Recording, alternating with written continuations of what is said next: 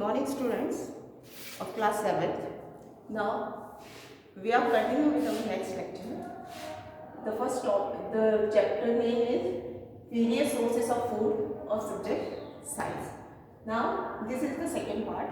Now first part we have studied about what types of food we eat. India is a vast country, so it contains variety of food. Now so what types of food item we would like to eat, it depends on our taste, in our health, etc. Now before that, we know the sources of foods are mainly obtained from two ways. First is from plants and other is from animals. So first we'll discuss about the food obtained from the plants.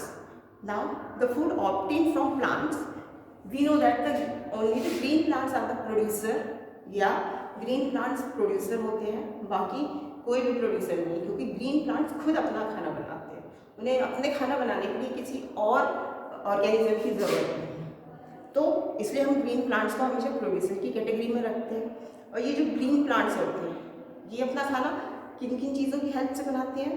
Water, sunlight, carbon dioxide और कुछ बाकी चीज़ें होती हैं, इनकी help से वो अपना खाना खुद बनाते हैं।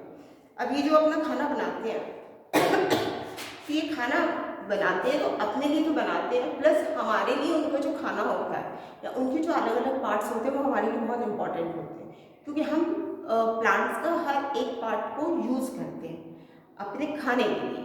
अब जो जो पार्ट्स उनका यूज़ होता है उनके बारे में हम लोग डिस्कस करते हैं। So the green plants are called the producer. Green plants को हम लोग प्रोड्यूसर कहते हैं क्योंकि अपना खाना खुद बनाते हैं, हमको पता है।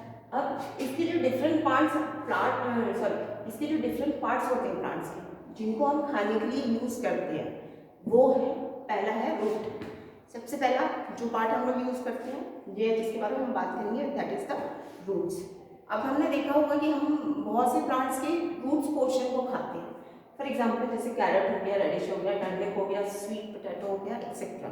These all are the edible parts, मतलब इन पार्ट्स को हम लोग, प्लांट्स के इन पार्ट्स को हम लोग खाते हैं as a food. Second part is stem. Stem is also eatable. Eatable means the item which we are going to eat, यानी ऐसे आइटम जिनको हम खाते हैं, that are known as the edible parts. So stem is also an edible part. What it consists of, मतलब कौन से stem का, मतलब हर एक प्लांट का हर एक स्टेम पार्ट नहीं खाते हम लोग, कुछ पार्ट्स खाते हैं। जैसे पोटैटो हो गया, जो हम लोग आलू खाते हैं, वो स्टेम है ना कि रूट है, that is the stem. Onion जो प्याज होता है वो भी स्टेम में आती है, रूट में नहीं आती है। जिंजर हो गया, अदरक जिसे हम कहते हैं, ये भी स्टेम में ही आता है। हम लोग उसका जिंजर वो नहीं खा रहे हैं कि हम लोग ये सोचें कि वो तो रूट्स में आती है, no, that is the stem part. Next garlic.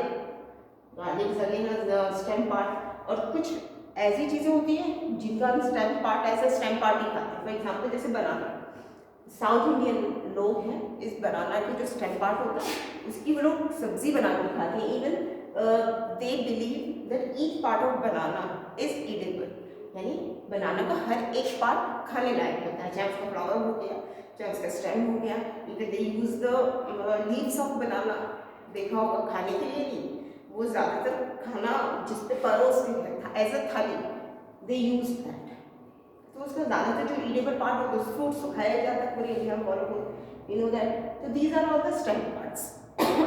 Next is leaves. पत्तियाँ भी हम लोग खाते हैं, जाहिर सी बात है, बहुत सी चीज़ें तुमने देखी होंगी, जैसे हमारे आसपास हमको पालक देखने को मिल जाता है, उसके बाद धनिया हो गया, मिंट हो गया, ये सब चीज़ें हमें देखने को मिल जाती है। तुलसी की पत्तियाँ होती हैं, वो भी हम लोग यूज़ करते हैं। आजकल तो कोरोना टाइम चल रहा है, हमें तुलसी को ज़्यादा क्लोज रखने के लिए कहा जाता है, क्योंकि तुलसी में एंटीऑक्सीडेंट प्रॉपर्टी होती है, तो तुलसी का हमें किसी भी हाल में यूज़ करना है। उसके बाद कैबेज है, पत्ता गोभी, ये भी हम लोग खाते हैं। उसके बाद में लेट्यूस होता है, वो भी खाया जाता है। तो ये सब चीज़ें हम लोग लीव्स के रूप में खाते हैं। इन सब चीज़ों में बहुत सी चीज़ें जैसे विटामिन, मिनरल्स, ये सब चीज़ें इसमें प्रेजेंट होती हैं जो हमारी बॉडी के लिए बहुत ज़रूरी होती है, और इनकी पूर्ति ये सब चीज़ें ही कर सकती हैं। नेक्स्ट, अच्छा, हम जो पोटैटो पार्ट खाते हैं उसे हम साइंस की भाषा में बोलते हैं ट्यूबर, है स्टेम हो, लेकिन उसे कहा जाता है ट्यूबर। ऐसे अनियन को हम लोग बल्ब के रूप में यूज करते हैं। अनियन और गार्लिक हो गया, इनको बल्ब के रूप में यूज किया जाता है। जिंजर जो होता है वो राइजोम की पार्ट होता है, स्टेम का राइजोम पार्ट होता है जिसे हम लोग यूज करते हैं। नेक्स्ट हो गया फ्लावर पार्ट। फ्लावर पार्ट में कॉलीफ्लावर हो गया, ब्रोकली हो गया, उसके बाद नेक्स्ट बनाना फ्लावर, जैसे मैंने बताया था, पंपकिन पार्ट को भी, पंपकिन के फ्लावर पार्ट को भी यूज करते हैं, तो फ्लावर पार्ट को भी हम लोग खाते हैं। नेक्स्ट हो गया सीड्स पार्ट। अब ये जो सीड्स पार्ट होता है, हमने देखा होगा ज़्यादातर हमारे घरों में सीड्स पार्ट ही मिलते हैं। ये तो डेली की है, लेकिन सीड्स पार्ट को हम लोग स्टोर करके रखते हैं। फॉर एग्जाम्पल जैसे जितनी भी हमारी दालें होती हैं वो सब सीड्स तो होती हैं, जैसे मूंग की दाल हो गई, चने की दाल हो गई, तुअर दाल हो गई, these और कम से सीड्स, तो ये सब सीड्स में ही आते हैं। उसके बाद बहुत से अनाज हो गए, जैसे गेहूँ हो गया, उसके बाद चावल हो गया, मेज़ हो गया, ये सब क्या है, बाजरा हो गया, ये सब क्या है, सब अनाज में आते हैं, यानी ये सब सीरियल्स में आते हैं, इनको भी हम लोग यूज़ करते हैं। उसके बाद कुछ स्पाइसेस होते हैं, जैसे क्यूमिन सीड हो गया, जीरा जिसे हम बोलते हैं, ये भी सब क्या है, सीड्स पोर्शन में आते हैं। क्यूमिन सीड हो गया, कोरिएंडर सीड्स हो गए, उसके फेनल सीड्स हो गए, सीसम सीड्स हो गए, ऐसे बहुत से सीड्स हैं जिनको हम लोग यूज़ करते हैं, उनको हम अपने स्पाइसेस के रूप में भी यूज़ करते हैं। तो ये सब क्या हो गया, सीड्स वाला पोर्शन हो गया जिसे हम लोग यूज़ करते हैं। यानी प्लांट का हर एक पार्ट हम लोग यूज़ करते हैं, चाहे उसका फ्लावर पार्ट हो, चाहे उसका स्टेम पार्ट हो, चाहे उसका रूट पार्ट हो, चाहे उसका लीफ पार्ट हो, चाहे उसका सीड्स हो, सब चीज़ों का यूज़ हम लोग अपने खाने के लिए करते हैं। उसके बाद नेक्स्ट है फ्रूट एंड वेजिटेबल्स। जाहिर सी बात है, fruits are rich in minerals and vitamins. जो फ्रूट्स होते हैं इनमें विटामिन और मिनरल्स की भरपूर मात्रा होती है, इसलिए हमें हमेशा कहा जाता है कि फ्रूट्स और वेजिटेबल्स इनको खूब अच्छे से खाया जाए। They also contains water and refrigerants. ये वाटर और रेफ्रिजरेंट्स भी इसमें प्रेजेंट होते हैं। फ्रूट्स में देखा होगा बहुत सारा पानी प्रेजेंट होता है, इवन तरबूज तुम खाओगे तो तरबूज में से भी कितना पानी निकलता है, तो ये क्या है, सब फ्रूट्स पार्ट होता है। उसके बाद ये हमें अगर हम फ्रूट्स खाते हैं तो जो बच्चे या जो पीपल फ्रूट्स ज़्यादा प्रेफर करते हैं वो बहुत ज़्यादा हेल्दी रहते हैं, क्योंकि उनकी बॉडी को जो भी चीज़ें चाहिए होती हैं फ्रूट्स से वो पूरी हो जाती है। तो फ्रूट्स खाना हमारे लिए बहुत ज़रूरी होता है। तो ये जो फ्रूट्स है, जैसे हम लोग सीजनल फ्रूट्स भी खाते हैं, अभी देखा होगा अभी सीजन चल रहा है, मैंगो का चल रहा है, अभी स्ट्रॉबेरी भी मिल रही है, बनाना मिल रहा है, ऑरेंज मिल रहा है, बहुत से फ्रूट्स मिलते हैं हमें। हम सभी फ्रूट्स को हमें यूज़ करते रहना चाहिए। तो ये सब क्या हो गया, ये जो फूड हमें प्लांट से मिलते हैं, ये उसके बारे में डिस्कस कर रहे हैं। अब जो हमें एनिमल्स के थ्रू एनिमल्स के थ्रू जो फूड मिलता है, अब हम उसके बारे में डिस्कस करने वाले हैं कि हम कौन कौन से आइटम्स खाते हैं एनिमल्स के।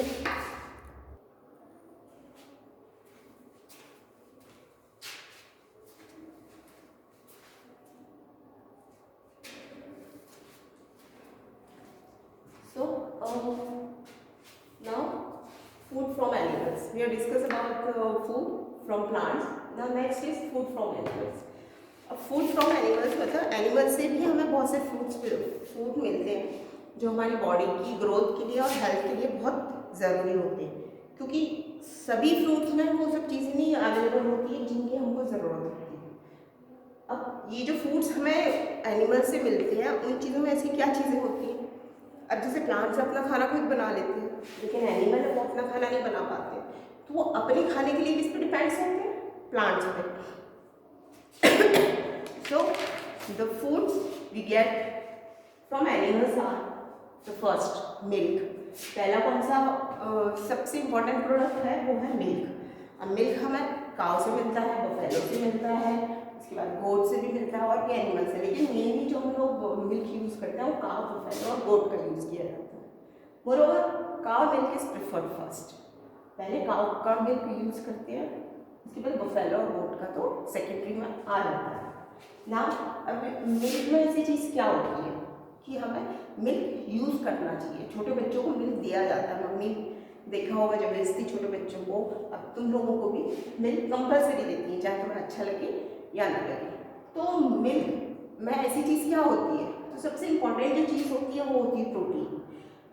मिल्क को एक कंप्लीट फूड कहा गया है। कंप्लीट फूड मीन्स इस फूड में हमें वो सब चीज़ें मिल जाएंगी जो हमें अलग अलग खाने से मिलती हैं। यानी जैसे किसी से हमें विटामिन सी मिल रहा है, किसी से विटामिन ए मिल रहा है, विटामिन बी मिल रहा है, हमें बोला जाता है कि विटामिन ए के लिए ये खाओ, बी के लिए ये खाओ, लेकिन ये जो मिल्क है, मिल्क में हमें वो सब चीज़ें मिल जाती है, मतलब इसके लिए हमें अलग अलग खाना नहीं खाना पड़ता।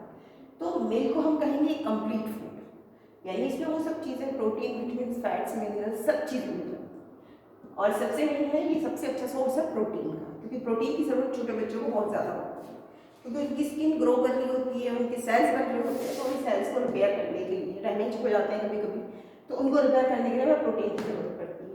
उसके बाद मिल्क में एक चीज़ और होती है जिसे हम कहते हैं कैल्शियम, और ये कैल्शियम हड्डियों के लिए बहुत स्ट्रॉन्ग, हड्डियों को स्ट्रॉन्ग बनाता है, टीथ के लिए बहुत ज़रूरी होता है। तो ये जो हड्डियों को स्ट्रॉन्ग बना रहा है, ऊपर से हमारा जो नर्वस सिस्टम होता है, नर्वस सिस्टम मतलब हमारा पूरा ब्रेन और उससे रिलेटेड जितने भी पार्ट्स हैं, वो सब भी मिल्क की वजह से स्ट्रॉन्ग बनते हैं। तो जो बच्चा दूध पिएगा उसका नर्वस सिस्टम स्ट्रॉन्ग बनेगा, उसकी हड्डियाँ मजबूत बनेगी। तो इसलिए हमें दूध कंपल्सरी दिया जाता है छोटे बच्चों को कि नहीं तुम्हें ये पीना है। एक तो कंप्लीट फूड है, दूसरा इससे नर्वस सिस्टम स्ट्रॉन्ग बनेगा, और तीसरा कैल्शियम की पूरी कमी होगी इसकी, तो इसलिए मिल्क सबसे इम्पॉर्टेंट माना जाता है। उसके बाद अब इसी मिल्क का यूज़ करके हम बहुत सी चीज़ें बनाते हैं, देखा होगा। तो इस मिल्क का यूज़ करके जब हम चीज़ों को बनाते हैं तो उसे हम बोलते हैं डेयरी प्रोडक्ट। जैसे डेयरी, हम आजकल देखा होगा हर जगह डेयरी खुली हुई है, तो वहाँ पे हमें बहुत सी चीज़ें मिल जाती हैं दूध से रिलेटेड, जो दूध की बनी होती है। तो इसमें कुछ है, पनीर है, पनीर दूध से बना होता है। उसके बाद क्रीम है, ये भी दूध से बनी होती है। घी है, ये भी दूध से ही बना होता है। उसके बाद चीज़ है, ये भी दूध से बना है। बटर है, कर्ड है, ये सब चीज़ें क्या है, सब ये दूध से ही मिलके बनी होती है। तो इसलिए इन सब चीज़ों को हम लोग बोलते हैं डेयरी प्रोडक्ट। और जो किसी भी डेयरी पर चले जाओ तो वहाँ तुम इनमें से किसी भी चीज़ को मांगो, वो तुरंत तुम्हें दे देंगे। क्यों? क्योंकि सब किससे मिलकर बनी हुई है, ये सब मिल्क से बनी हुई है, इसलिए ना हम कहते हैं डेयरी प्रोडक्ट।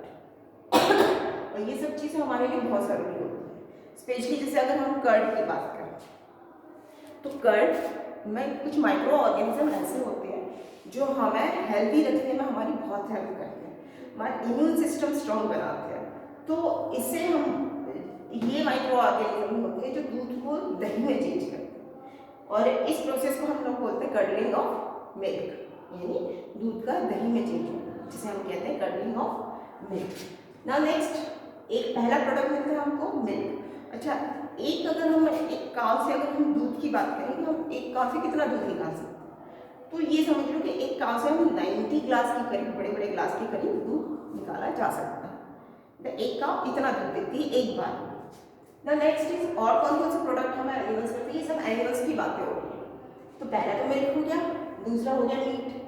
मीट देखा हो हमने, बहुत सी चीज़ों को मीट खाया जाता है, लोग खाना पसंद करते हैं, तो मीट हमें एनिमल से मिलता है, एनिमल का मीट होता है। नेक्स्ट, एग भी हमको बर्ड से मिलते हैं, जैसे हैन हो गई, डक हो गया, ये सब कुछ एनिमल्स ऐसे होते हैं जो हमें एग देने का काम करते हैं, इनका यूज़ हम लोग करते हैं। Honey again outcome from animals, क्योंकि हनी कौन बनाता है, हनी कोई इंसान नहीं बना सकता है, अभी किसी में इतनी कैपेसिटी डेवलप नहीं हुई है। हनी बनाने का काम सिर्फ हनी बी करते हैं, यानी ये जो हनी बी है ये ही मिल्क, सॉरी, ये ही हनी बनाने का काम करते हैं। तो ये सब प्रोडक्ट हैं जो हमें एनिमल्स के थ्रू मिलते हैं, यानी एनिमल्स और प्लांट्स, इन दोनों से जो प्रोडक्ट मिलते हैं उन्हीं का यूज़ करके हम लोग अपना पूरा खाना तैयार करते हैं। इनके बगैर, न एनिमल न प्लांट्स, इनके बगैर हम अपना खाना किसी भी हाल में तैयार नहीं कर सकते। इन दोनों का यूज़ करके ही हम अपना पूरा खाना तैयार करते हैं और हम अपने आप को हेल्दी और फिट रखते हैं। सो नेक्स्ट पार्ट में हम लोग देखेंगे टाइप्स ऑफ एनिमल्स।